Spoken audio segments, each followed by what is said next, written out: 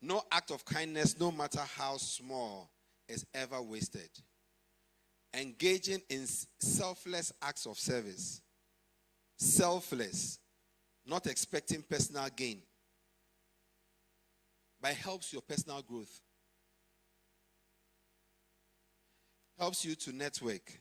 I'm sure I would not have met a number of people if I had not joined SPE. I'm so sure I would not have met Derek, my boss, Harvey. And so there are several ways by which volunteerism is beneficial to everyone. And the word is everyone. Volunteerism is essentially, exceptionally good for everyone. Everyone underline. Above all, volunteering makes a difference to your community. And what better way to make a difference in a community? You know, if we do not make a difference in our community will make a difference in us. And that's why I keep mentioning the word intentional. So it's intentional that we make a difference so that our communities will become better for us. Stay focused. FOCUS. Follow one course until successful. And these days, you don't set smart goals. We set smarter goals because everybody is setting smart goals. Everyone is setting smart goals. So we set smarter goals. Identify the career goals and create plans to achieve them. And please, don't stop writing. Whether you are using the notes on your phone or you are using a notepad and a pen or pencil. And usually I like pen because you don't erase. When you make a mistake, you cancel it out and write another one. But you know that you made a certain mistake. And sometimes you come back to those mistakes. So I like pen. Eschew distractions. So I said follow one course, right? Because there are so many things that will distract us on a daily basis. High quality results are achieved by staying focused. I'm sure I don't need to say more about that. Whether it's education, whether it's work, whether it's getting a project done, if you don't stay focused, you're not going to achieve. A successful warrior is the average man with laser-like focus. Laser-like focus. Bruce Lee. Have a routine. I decided to have a routine because I realized that if you do the same thing over and over again, you are able to do it effortlessly. Effortlessly. Very menial. But I do 15 kilometers every morning. Whether it's walk or jog, I do 15 kilometers every morning. Well, every weekday morning. I add a jara on Saturday sometimes. And I do this not because of anything, but I'm putting myself under and making sure that I focus. The secret to your future is hidden in your daily routine. What do you do on a daily basis? And guess what? You become better at it. When you keep at it, you become better at it. Keep a routine that enables you to keep in mind long-term goals. Having a routine also reduces stress. You don't think too much. And in the world of work these days, mental health has become a very big thing. Mental health is a big thing. When I started my career, mental health was not a big thing. Now, it is a big thing. And every HR professional is asking, how do we make it? How do we make it? Because people are getting stressed left, right, center. Prioritize your learning and work activities. Prioritize your learning and work activities. But definitely keep a routine. Eschew negativity. There are some people who will always have something negative to say. Always, constantly have something negative to say. Moving forward, some of these negative speeches or comments or distractions. How about if I came and I saw the side mirror, but I didn't see the car? Have you thought about that before? My point is this. Find something positive in every frustrating situation. Every frustrating situation, there's something positive about it. And find it. Look for it. Find it. But stay positive. Positivity enhances productivity wherever you find yourself. Positivity leads to building relationships and creating favorable impressions. Definitely, positivity keeps the smile on your face all the time. Skills development. Develop a skill. In this time and age, it's not only education that is going to earn you work. It's not only education that will make the difference. Please, develop a skill and keep at it. Develop. It's a continuous thing. You never end it. Right? Continue developing. Stay updated to relevant skills. You graduated in 2010. This is 2023. You'll be surprised at things that have changed. So, when I started work, there was no WhatsApp. Today, several apps. I'm spoiled for choice. But I'm saying, oh, you know what? Let me stick to SMS. Or you started, do you ever know, for the students, do you know that there was a time where TV was only one channel? One channel. And there was no remote control. And you go and stand behind someone's window to watch TV. Now you have it in your palm. There was nothing like DSTV or any of those others. Try and visualize it. It used to exist. But update your skill. Invest in developing soft skills. Invest in developing your technical skills. Invest in developing, please, they say this, sadly, it has been found to be true, that if you want to hide something from a black man, you hide it in a book. We can change the narrative. Let's change the narrative. We don't like reading. We don't like reading. Please, look for something that will motivate you to read. And read any and everything, because you learn from reading. You learn from reading. I can't overemphasize that. And build a personal brand based on your skills. So that if you are looking for this kind of a person, we know that we should come to you and you and you. Out of all the thousands of people present, we should come to you. And this is one of the things I love. Derek and I serve career guidance, and we came up with mentorship. I think our first cohort, we had 2 months more for the first cohort to end. And it's one of the things that we love doing, imparting knowledge and guidance to people. Mentors provide valuable guidance, advice, and support. Mentors serve as a bridge to maturity. So there's a difference between growth and maturity. We are all growing. Every time we are growing. Are we maturing? Let's ask ourselves the questions. Mentors provide encouragement. They know the way. They have seen it before. They hold your hand They guide you. They tell you this is what to do. When you do this, you are going to expect this result. You're going to get this. If you do this, it's not going to augur well for you. If you do this, you're going to get.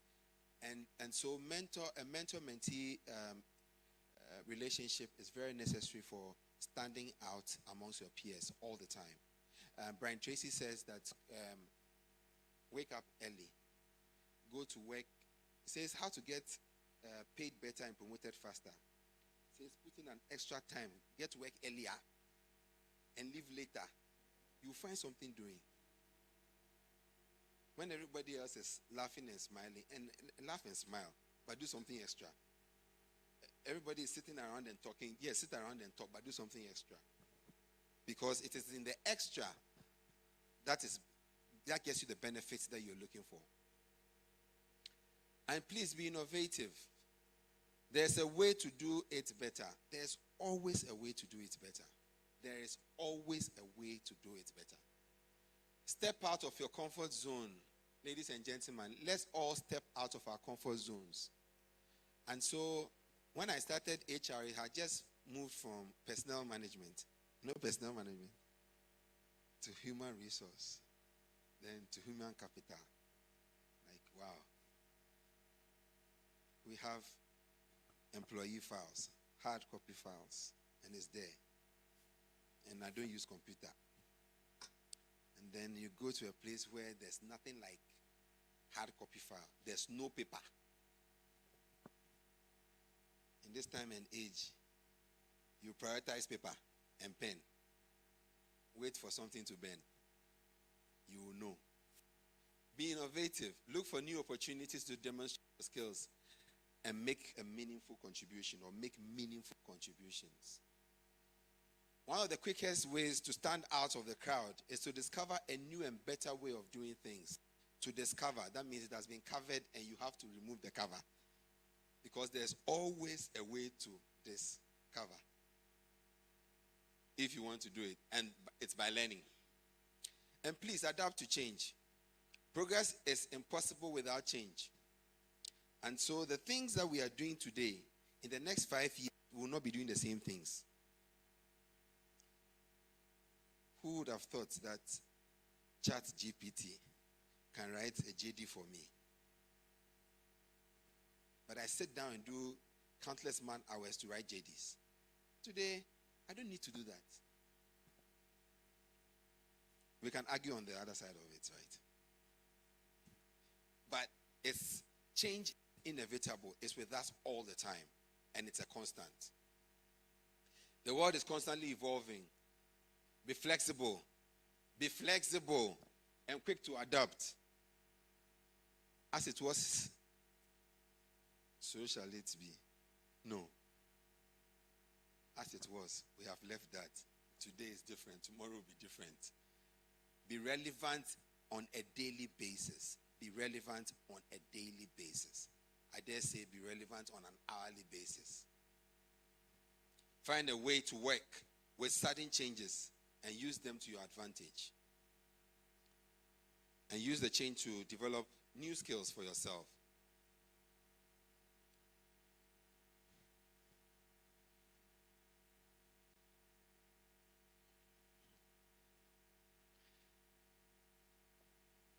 Even the rodents are finding better ways of doing things.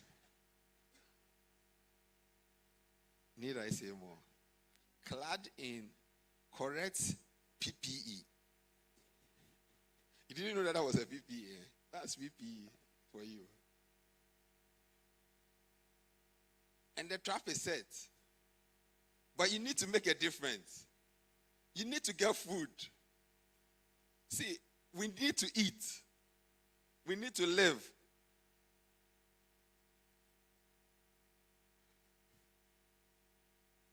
Be unique. Be adaptive. Be different. Be positively different. When we are all doing the same thing, we are like zombies. There's no difference. We go the same way. We do the same things. We come back doing the same things. Then there's nothing like outstanding. Well, this is my last slide, or last but one.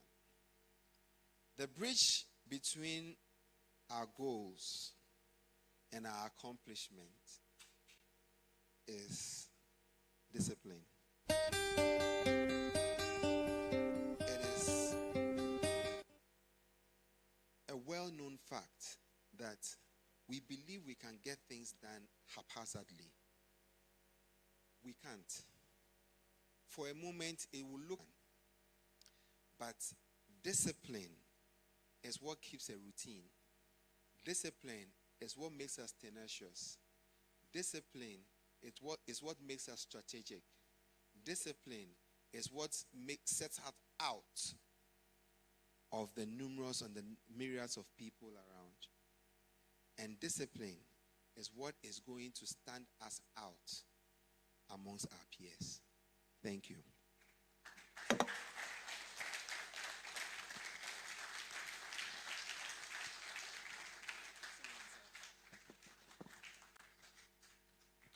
Discipline is what will make us stand out amongst our peers. Once again, please can we give the HR manager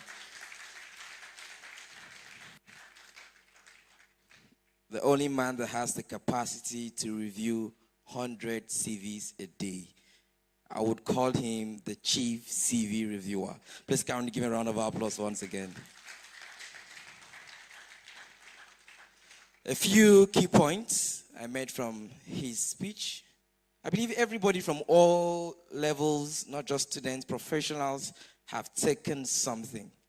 Even in his busy schedule, he does 15 kilometers of walk a day. So as a young person, why would you be doing 5 or 6? I think you should surpass him to doing 30 a day, right? So a few of his key points is that as somebody that wants to stand out, you must be tenacious. You must be optimistic. You must be strategic. You must be transformative. And most importantly, you must be intentional. Intentional about every single thing you do. You must be curious. You must stay focused. And of course, you must have a routine. So I want you to do me a favor. Turn to your neighbor and tell your neighbor this. It's a quote from him. If you don't make a difference in your community will make a difference in you. No, you're not doing it so. Say, Charlie, they hear me so? If you don't make a difference in your community will make a difference in you. Also, once again, please can we give our keynote speaker a resounding round of applause. So we'll play a 2-minute video, and during the 2-minute video, we will have some chairs set up for the panel discussion. Of course, the moderator for today's event, for today's panel session, will be coming up shortly, and he will do justice by introducing all of the very distinguished panelists. And so after I introduce the moderator, I kindly request that the technical will give us 2-minute video so that we can have the seats arranged on stage, and then the moderator would come up where he would welcome all of the panelists. Of course, the moderator today, which I had made mention earlier on, is a friend to the keynote speaker. He works with Tulu Oil. He's a Wells delivery team lead. Derek Klotzi. A round of applause for him. Okay, the man on white. Please keep celebrating the well-dressed. I want to believe he was being intentional about this dressing. Okay, sir, so our keynote speaker, the chief CV reviewer, made mention about having a mentor. Can we know who is your mentor and why you chose that person to be your mentor? Okay, let's hear you. Okay, thank you. No, there's a lot of them. So you need to choose a mentor in every area. So certain times you want to be someone who, obviously, maybe you know yourself, you know you're not confident. You need someone who is confident. You look for someone who is very confident. Confident people tend to be annoying. So you find someone like that, and you go, okay, this guy will be my mentor. And then you pick someone, okay, I actually want to be good in this. Then you find the person. you speak to the person. Don't be shy. Speak to the person. Or can you guide me a few times on some things and stuff like that? So yes, my mentors are a lot. There's a lot of them because as a man, you need a lot of guidance. So we'll take them. So for today, we're going to be spending a lot of time having some really good discussions today. And during the discussions, we will try and delve into the points Sam talked about. And I want you guys to ask a lot of questions. It's going to be very interactive for us during this discussion. We're not going to be doing the whole question answer stuff like that amongst ourselves. Because this part of the whole program is for you guys. So we need you guys to ask the professionals the questions. Because there's a lot of them with a lot of experience. And it's very diverse. So there's a mixture of all of us. So put your questions down from Sam's discussion. Even I have a lot of questions from Sam's discussion.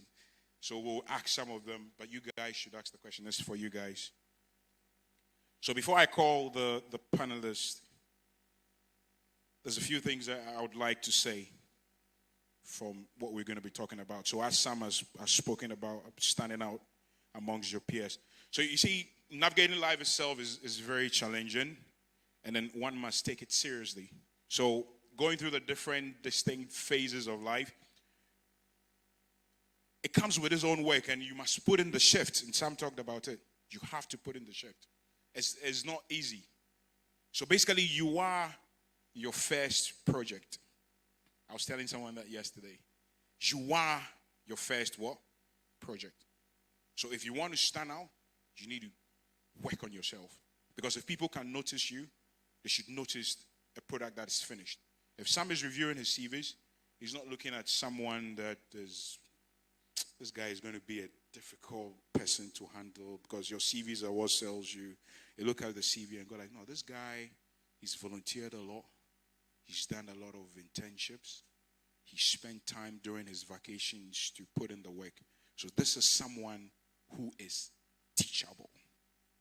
So I can get this guy and teach him. Especially we are picking people fresh from school. So these are some of the things they look at. For the professionals, they'll look at someone that will come in and fit into the company culture.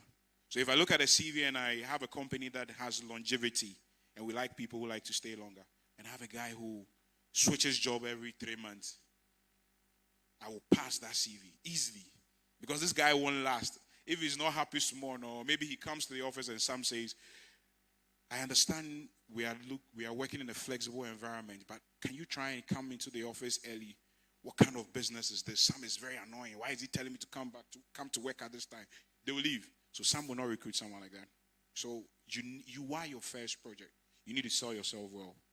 So for our panelists, we're going to be going through some of the key questions you guys have in mind. How do you get noticed? How do you become the best? How do I become successful like him or her? All the panelists that are going to be sitting here have gone through it. They've gone through the mill. We're still learning. And you're going to be asking yourself, how did these guys get there?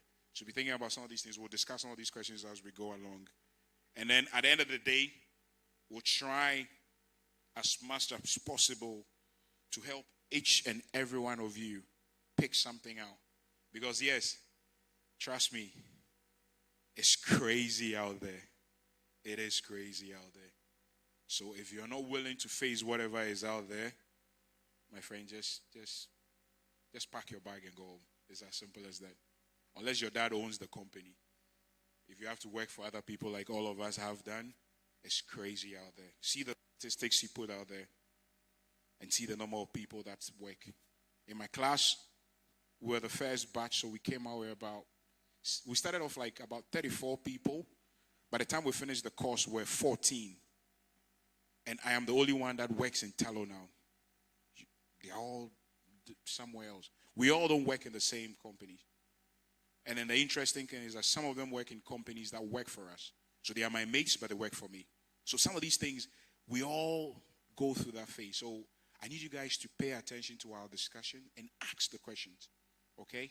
So we have a diverse panel, and I'm going to be calling them, and then they're going to take their seats, and then we're going to delve into this discussion. We have our mics on here. Okay, good. So our first panel is Dr. Victor Ikpeyon. He owns Kenyon International. He's a big boy. So can we give him a round of applause while he comes up? Yes, you can say it anywhere. Don't worry, I'll find you. Wherever you are on the stage, I'll find you. Yes. So the next person we have on our list, he works with Ghana Gas. Ghana Gas has been pretty good to supply us a lot of professionals to have this discussion with us. He's very calm, but he's dangerous. The first day I saw him, I thought he was a young boy. So I thought he had just finished SS, but he's a big boy. So we'd like to welcome Mr. Benjamin Boabin to the stage with GNGC.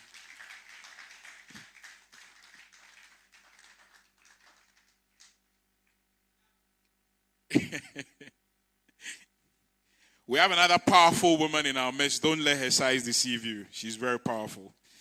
So, Anita, I heard so much about Anita, but this is the first time I'm meeting her, which is strange. Anita, please come up. She's a big woman at Deep Ocean. So, thank you, Anita, for joining us. And just up until recently, I found out my twin. Okay, don't worry, I'm not a twin. We all know 20 years. My twin has a wonderful sister amongst us. Today, she joins me on a panel discussion. Her sister and I have been mates since we were born. But today is the first time I get to meet her as well. Leslie, she owns, you see that nice Energy Quest Foundation sign over there? She owns the thing. She owns it. So Leslie, please join us. So all the young girls that are aspiring to be big women. So you see, today I'm interviewing her, or she'll be interviewing me next. Leslie, welcome. And we have all the way from, it's Kenya, right? Oh, so I met Eve yesterday. I gave her a hotspot. So today I'm going to put you on the hotspot. So we have Eve. So Eve is from Vivo Energy. So she's going to join us. Okay, she's not from Vivo. She just shook her head. Eve, please join us.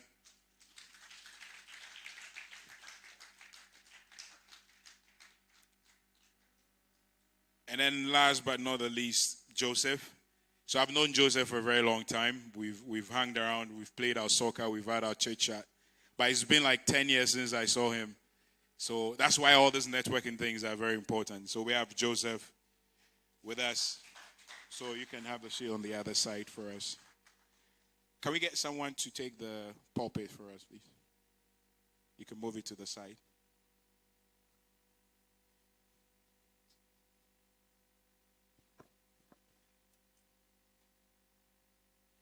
Okay. Thank you very much. Very powerful men and women. You see, for us, we kept it at the balance of 3 guys, 3 women. Please, I'm going to move you guys around. You guys are all together. Please switch. Let's switch. Let the women and the men mix up, please. Yes. No, it's okay. Eve, you are fine. You say with me. Yeah. Yes. Okay, so we all need to try and pay attention here, enjoy ourselves today. Our discussion is going to be very broad. And I'm going to start first of all with our big man, Dr. Victor. Dr. Victor owns his own company, right? He does. And I'm very fascinated about it when I find how people are able to do it on their own. Because most of us, we like to work in the system. Dr. Victor, how did you do it?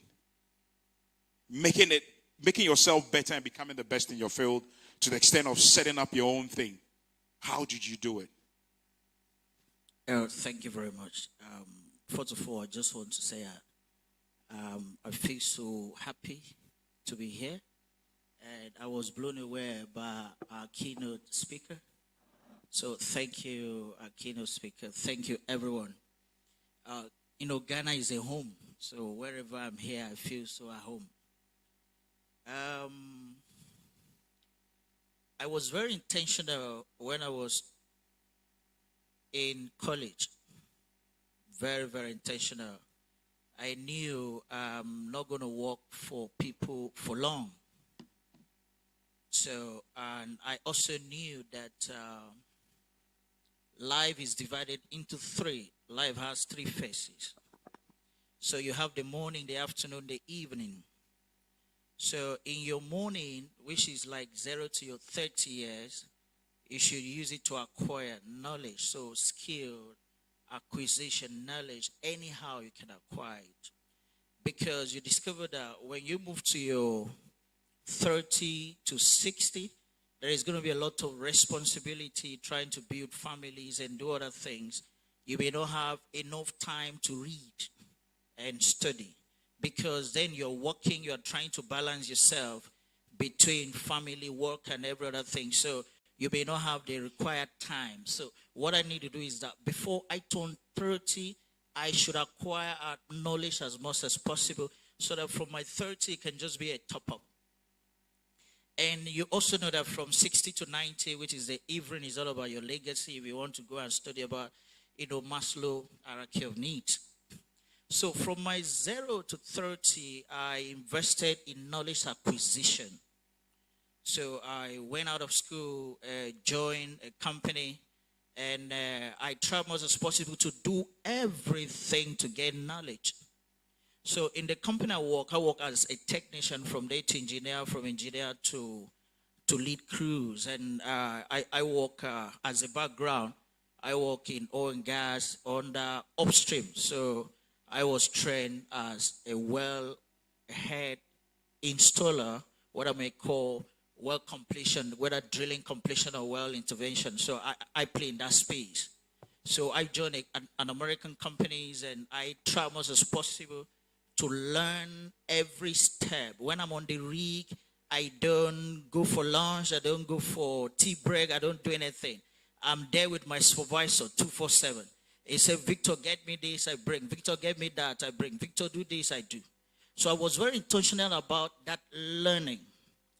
And before I turned 22, I've already gathered a lot of knowledge because I left school very early. So by my 23, I started leaving jobs. And from this company, I joined another company. So what took people like 10, 15 years to gather, I was able to gather those knowledge within 5 years. Because of dedication, commitment. So I'm very, very much intentional about knowledge acquisition. I don't joke with it. I just came back from OTC, from Houston, 2 days ago. It was because of my friend and my brother. I said I was here. So even right here as an entrepreneur, I went for a training. When OTC was going on, I skipped to go and learn something. I'm learning about decommissioning. Okay, when we don't want to produce oil again and we want to take over all these, asset, what are we going to do? So I went to meet one of my mentors in Texas. I spent 2 days with him, and he taught me a lot. So I'm very intentional about learning. Number two, what helped me is that I practice delayed gratification. So I'm not this person that needs money, because I discovered that the world or the system doesn't pay those that desire for it. The system only pays those that contribute to it. So if you have something you want to bring into the system, like value, that is when the system is over. The system doesn't like your face. They doesn't like the type of clothes you wear. They don't care whether you're black, white, or whatsoever. What the system cares for is that what value do you have? What can you bring to the table? So now for you to get that, you don't need to appear like someone that like money. You want to be wealthy. You want to be this. You want to be that. So now I delay gratification. So when I started work, I remember my very first employment. I told my supervisor, I want to know this thing. So because of that, I'm going to give you 50% of my salary. He's not my employer. He's not anything. Because I saw that he has something that I need. And I know that I cannot get this knowledge just like that. I need to trade something for it. So I now told him that can you take 50% of my salary to add to what company is paying you? The man was shocked. So the man now said, I'm not going to take 50%. Just tell me what you want. So someone that was employed as a very young technician, all of a sudden within 2 years become a crew leader. Because somebody saw me like, this guy doesn't like money. He just wants knowledge. So I delay gratification. And not just that, even now, as an entrepreneur, if I see a problem company, I want to talk and discuss how to solve the problem. You can say I should submit a ticket. I will tell you, hold on. Let's see how to solve this problem. When we finish solving this problem, we can talk about the money. I remember a time like that with Total Energies. So they had a problem, and they were looking for, you may know them, G Oil and Gas then, now is, Baker Hughes. They called him from Houston, and they said, we have a problem. We want to decommission a water injector well and use that slot to drill for an oil-producing well. And we need an engineering to remove the existing wellhead and install something better that can allow us to land, maybe some people there, 958 casing. So the guys in Houston sent them a drawing that is not suitable with the platform construction. So they invited me and said I should study the drawing. I told them the drawing is not going to work. If you do this, you need a ladder to access your lower master valve. So that means that it's not going to work. So what you need now is for you to completely decommission this wellhead and try to stack up a new wellhead. They said, can you do it? I said, I will do it for you. They said, okay, mobilize to site. Some people will say, I won't go to site. I need a PO. We need to discuss. I need a PO. From the PO, you need to pay me up front, or you need to pay me 50%. I said, no problem. Tomorrow you see me on site. So we moved the equipment, and we got to site. And we finished the job without agreement, without PO, without anything. Because I told them, if the job is not successful, don't pay me. Sir, after that job, Total on their own draft a contract that does not exist on what they call coal cutting. And they said, from now henceforth, whenever we want to drill a well, you must be there first to drive what they call conductor pipe to refuser, and you have to coal cut it before you install Xmas tray. So I now discovered that for me, just like what I will call him my dog, because I think he's an upcoming dog. He's my dog. So what my dog said about being tenacious, being focused, he said a lot of things that was very mind-blowing. So I now sat down and said, for me to succeed, I need to as much as I can to acquire knowledge, as much as I can, not to allow people to see me as someone that likes money, as someone that will just want to do business. You need to see me as a problem solver, someone that is coming to solve your problem. And when you see me like that, you like to make me your friend. And at the end, money will start coming. Exactly. Now that's a very excellent submission. Very, very excellent submission. So Leslie, someone like Doc, I know you've spent time to interview a lot of them. Like when you're interviewing people like that, what do you see in them? What tells you that this person is really the real deal?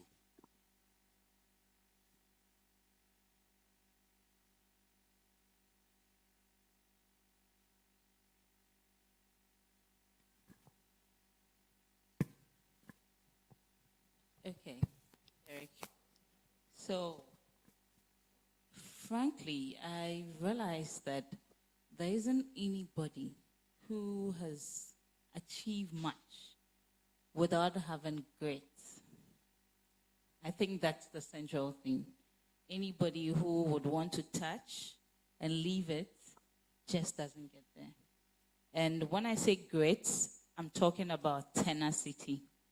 You should have that tenacity if you want to go the long haul and achieve that high ground. So it's always tenacity. No matter what other characteristics you must have, strive to be very tenacious. When you have that grit, no matter the challenges that you face, you keep going. Because no matter the space you find yourself, the industry, no matter the kind of career, there are challenges. And you definitely need the grit to get there. Thank you. Wow. Yeah, it is. So touching on both their points, what you said about what Victor said and then what she said. I remember when I started working Fairs as well, there was one thing I noticed, and I won't say it exactly as it is, but you had to be different to a certain level to get to a point where some people will get easily. You have to accept it, and you have to work and get there. So the money bit was also very important. If we tell you how much some of us took on our first job, it will shock you. Because we just wanted to learn. But then we sit back now and we look at it and we're like, did you actually stoop that low? But you look back sometimes and like, it was actually worth it. Very, very worth it. So there's a lot involved in getting to that stage. It's not easy. Not easy. So Anita, one of the outliers for us. So for someone like you, I've heard a lot about you. You've done so well in the industry. She actually leads her team at Deep Ocean. And she's very, over the years, I've watched her from afar. And it's impressive. So for you, Anita, to these young, enthused, interested young, like people, like the students, what separated you from your peers when you started working? What do you think made you different and set you apart for where you are now? Okay, sorry about the voice. It's that's how it is. Let me just put it that way. It's really small, but then I'm sure you get my points when I get it across. So for me, I started I had the privilege of moving straight industry right out of school. We had, back then, I think they were called Technique, so now TFMC. We had TFMC coming to school and selecting about 3 people from my department to partake in the project. Now, after the project was done, we went straight to offer our national service with Technique. Now, I started off in about, I think, 2012, and when I started, I did not have the plan of standing out. My aim was basically to contribute to the company in which I found myself, and that's very important. It brings me to my point, which is the fact that you need to have the right drive. What is your goal? What is pushing you? Like Bo just said, for him it was to learn. So for you, what is it? Are you going there because you want to just be associated with a company? It has a good name, so I want to be associated with it. Are you going there just because, oh, I think I'll earn a lot if I join the company? That might work for a while, but then it's a very shallow, let me use the word shallow. It's a shallow foundation, so it won't hold. You should have the right drive. Your aim is to contribute. What are you adding to the company when you join in? That's the key question you need to ask yourself. Am I there to learn, to develop myself, so that in the end, the company can actually value or be valuable as a result of my presence in the company? So for me, that was the first thing, making sure that I had the right motive to learn and to contribute.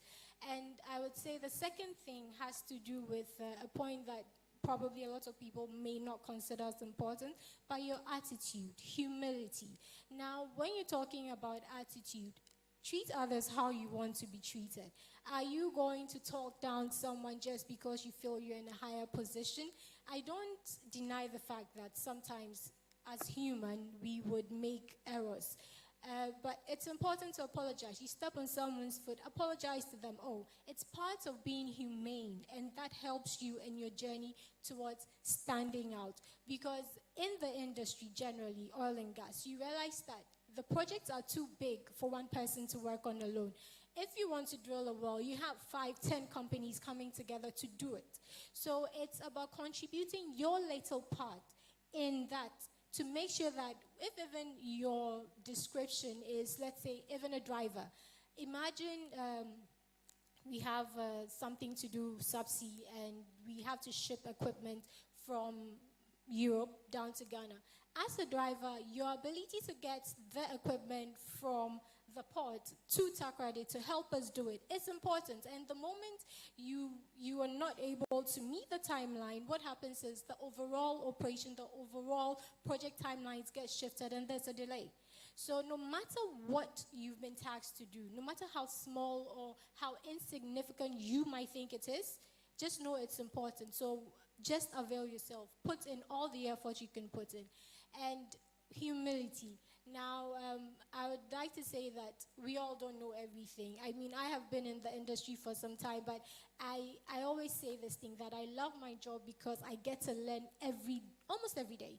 So I am put in a new project, or I'm asked to handle a new project, and I realize, oh, I actually don't know this, but there's a technical lead in our mother group company that's in Norway who actually has more information. I call him and introduce myself and tell him, okay, this is the situation, there's a problem I have. What information do you have? I listen, understand, learn. It's a continuous process. I think everybody has highlighted, or all the speakers so far have highlighted that, and that's important for us. And then lastly, I'd like to just say that it's important to see things through to the end. Now, you can start a project, you can start working on something. Once you have a challenge, how are you handling it? Now, a lot of the time, people confuse the effort they put into something, they confuse it with the end result. You can be given a task, you could have spent sleepless nights, which is good. I mean, you spent several hours in the office, you put in 16 hours a day. But if the end result is not something that we can associate ourselves with, it's not something that has value, in the end, it looks like you didn't do anything. And I see that a lot when it comes to discussions with fellow engineers. It's like, oh, but Anita, I did all of this. I put in all the hours. Yes, you put in the hours, but the end result, do I see what I asked you to do? Do I see what you were supposed to deliver? The deliverable is as important as the effort you put in. So I think, for me, I always try to focus equally on the deliverable as well as the efforts I'm putting in. I don't dwell on the effort and feel like, oh, I've put in enough effort, so it should count for something. It counts, but in the end, the deliverable is what matters. Thank you. Yeah, that's good. It goes back to the point that Sam put in his presentation. If you don't know where you're going, how do you know that you are there? So it's very important. So it takes me to Eve. So you meet someone like Dr. Riverson, or you meet someone you don't know, like Clement.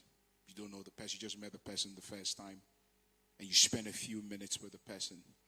How do you know, just by spending time with the person, that this guy is destined, or this girl is destined for greatness? Okay, good morning. Good morning, everyone. For me, how I would notice, or how I would categorize someone as an outlier, is someone who, just where they are, they're thinking, okay, what does competitiveness mean for me in my field in 10 to 20 years from now? I'm talking in terms of, in this context, as petroleum engineers, as oil and gas would-be professionals, an outlier now, and I wish most of you note this and put that emphasis in your head, is you want to be competitive in the next 10 or 20 years from now in this field. So how will I go about it? How am I going to fix myself in this transition that we're already seeing that is happening? And it's a transition, it's just that, it's not a switch.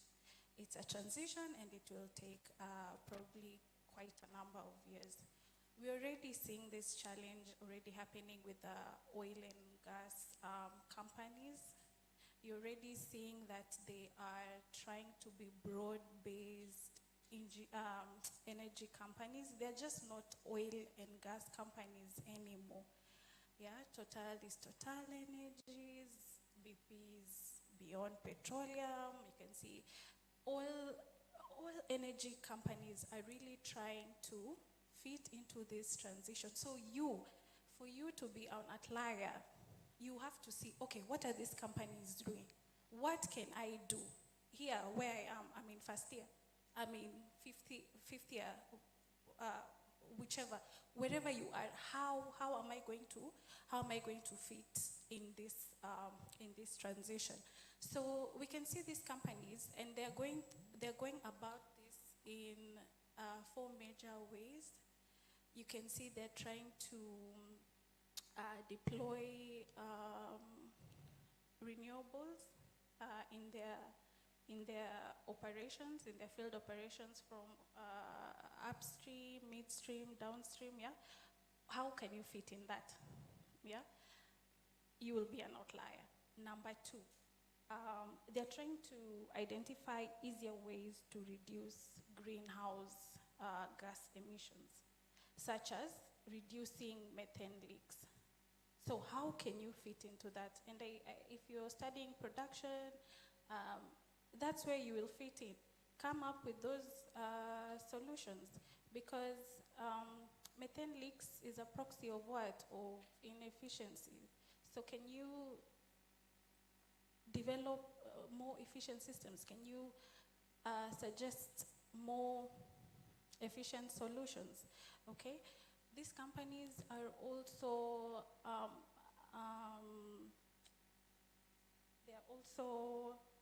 identifying, or they're evaluating opportunities for CO2 enhanced oil recovery. Yeah, now where we use carbon dioxide and water to flush residual products on subsurface rocks and whatnot. How can I apply myself there? Because this is where we are heading. Yeah, and so many other areas in which these companies are going. So how do you fit yourself with the skills that you have? The skills that you have, you're fine. But we're saying we have already deployed in our traditional education. So we have our own traditional skills already in place. But now we are being employed, we are being asked, we are being called to serve our environment. We're being called to save our planet. So why don't you add the ability to assess, to minimize, and to offset environmental and social impacts in this field that we into your core skills? Why not add those additional skills in order to be outstanding? So for me, that's what I can say. An outlier is someone who will see in 10, 20 years, I don't want to be obsolete. And we're not talking about Ghana. Like, I want you to think about being a global